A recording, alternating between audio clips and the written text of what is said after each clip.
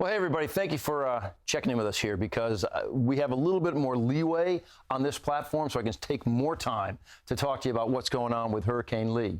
I mean, look, the weather in the tri-state area has been pretty dramatic today with some strong storms.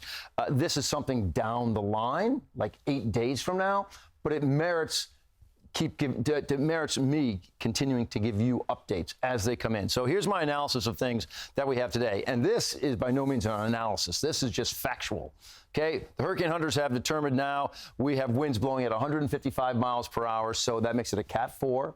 But, I mean, let's be real. At 2 more miles per hour, 157, actually now I think it's 159, you'd have a Cat 5 again. I mean, we had a Cat 5 with 170 mile per hour winds. This thing is a bear no matter how you look at it. And speaking of looking at it, I do want to get in a little tighter here.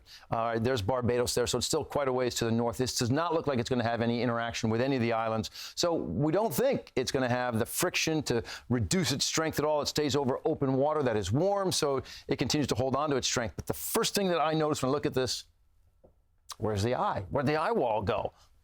Everything else about this storm looks pretty darn healthy. The outflow, okay, nice symmetrical round sort of situation, but where is that center eye? If you think this is a dying hurricane, I would caution you on that. I believe what we're dealing with here is an eye wall replacement cycle, which is a process that a tropical system goes through just to get healthier on the other side. Kind of like when you're working out your muscles. You work out your muscles, you're tearing muscle fibers, but they build back stronger. So you have a Cat 4 monster hurricane out there. The question is, where does this storm want to go? I mean, we've got some good cloud heights in there. I mean, this is a real major storm that intensified so quickly yesterday from a Cat 2 to a Cat 5. I mean, it's one of the fastest intensifications that I've seen. We keep it as a Cat 4 as it pushes north of the islands here, the Bahamas right here, and watch how the computer models take it from that point. Again, right now it's in 86-degree water. 86-degree water lies ahead of it. Gets to about 76 as you push through portions of the mid-Atlantic, but, you know, even that's pretty warm. So here it comes, according to the European. Now watch, around the Bahamas, makes that hard turn to the north. Is it coming to town? New information. This is a new model run. Yesterday, we had it making landfall somewhere around Falmouth, Massachusetts. Now it's more offshore. We like that, right? More offshore. I'll also take a peek at the GFS model, that same westerly push, that same hard turn to the north.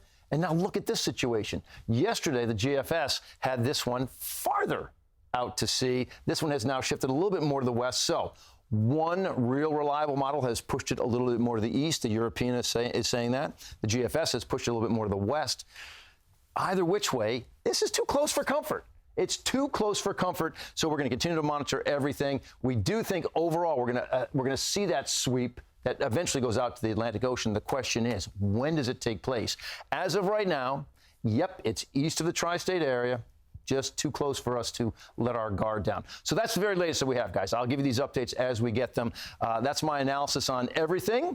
I think the good news is we don't see it as of today. 8 days ahead of us, though. Lots can change. But as of right now, neither model's bringing it to town. That's great.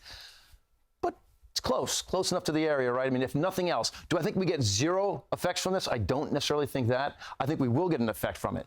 But the effects could range widely. It could just be ocean effect like we had with the Dahlia. We could have, rip currents to deal with. We could have big waves, some beach erosion.